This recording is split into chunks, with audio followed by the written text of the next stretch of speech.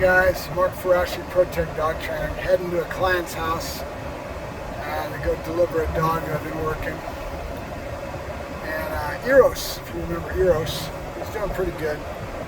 But I wanted to talk about and yak at the screen a little bit about another dog I've got in. There's that Shep Mally by the name of Toffie. 11 months old dog, and a very common thing, right?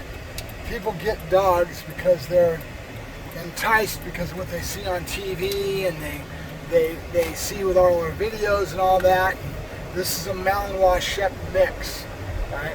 So they got the dog to protect home and family, but they didn't do any of the right things. They didn't do anything wrong, don't get me wrong. You know, they did things wrong, but what I'm saying is they didn't do the right things and the right levels of putting that puzzle together that I'm always talking about, right? They didn't build the house in the right steps. So the dog comes to me at 11 months old. He took the dog out a lot and enjoyed the dog's company when he was a puppy, went down to dog parks, things like that. So the dog had a little bit of a imprint in regards to that, so he's at least social. He's not aggressive in regards to being reactive and insecurity and a lot of things we'd have to work through if he didn't do that. He did do that. And then he got busy with life, and that's very common. People have lifestyles. They get dogs becoming an emotional thing in their head, and it's like buying a toy, right? They get the toy and they play with it for a while, and then they put it in the backyard and they don't do anything with it, right? So this dog basically sat in the backyard and didn't do much. They did do some things that basically got in my way, right? But you're looking for those imprints when the dog's a puppy and you imprint the drives and you get the dog in the right structure. It's going to be all about the platform and the structure that you need to build that product, right? So Toffie came in. He's a good dog, and I'm really kind of bummed out. The first thing out of the customer's mouth when they came to me for their consultation was I asked him, what kind of dog is it? What do you got? And he goes, a canine. You know, right away he's under the impression because he's got a Malinois, he's got a canine, right?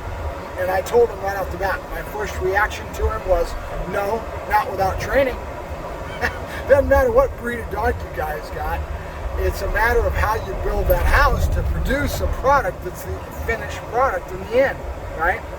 So now you give him to me, and all I can do is tell you you're paying me for my time, and now it's my job to get into that dog's head and figure out where he's at and how I can develop and get this dog going along in the right paths, right?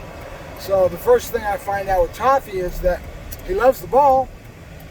Obviously, the owners have gone out in the backyard and played with him and got him high on the ball, but they've been so heavy on him as far as dropping the ball that the dog doesn't want to stay or hold the ball. He doesn't want to hold the ball to do my ball play and my tug game, right? So that being the case, I end up having a situation where I can't get the dog to do the tug-of-war in the right way so that the dog is motivated with the ball play that I've got, right? So it's causing me a problem. So all it boils down to in a nutshell is it's going to take me longer and it's going to take a lot more work to get the dog going in the right direction. Will he be able to make it and get out the other side and to be a dog like Joker or to be a dog that I develop? Hard to say. So that's just about it. I've got videos going to the owner, and I'm trying my best to get the dog along the right path. You have to excuse me, I had to put the phone down. I've got a law enforcement officer here covering traffic for a road work that they're doing. So I got to be real quiet, real careful that I don't have a problem. So I am doing what I got to do to stop for traffic and everything. So that's about it for Toffie. I'll see if I can get some videos as I go along, but we're having a problem getting him really going in the right way. The other thing is because he doesn't have a lot of the imprints, he doesn't want food. He hasn't been motivated with a food motivation that will get him doing the right things in that regards. So I started going into balls, and I found out he loves the ball. He loves to chase it and get thrown. He'll bring it back to you, but he doesn't like to hang on to it, so I can't get any tug-of-war games going with the ball. So now I've got a problem with that. At least I can break and get him into the ball and have him be a little happier in the work. But he's a challenge, you know, and that's why I always tell people you're paying me for my time, because I never know what I'm going to get until I get into the dog's head and I start figuring it out. And in this case, it's boiling down to it's going to take me more time and more work to get the dog to get going in the right direction. Can you do it? They always say every dog is trainable, and that's true. It's all about polishing out that scratch, right? I've got to get the dog going in the right directions to give me what I need to develop the dog for the end product that the customer is looking for, right? And so it's not an easy thing. And then we still have to deal with, is the customer going to get off the couch and put the time in to work their animal? And it's a bummer, because Toffie is a nice, large dog.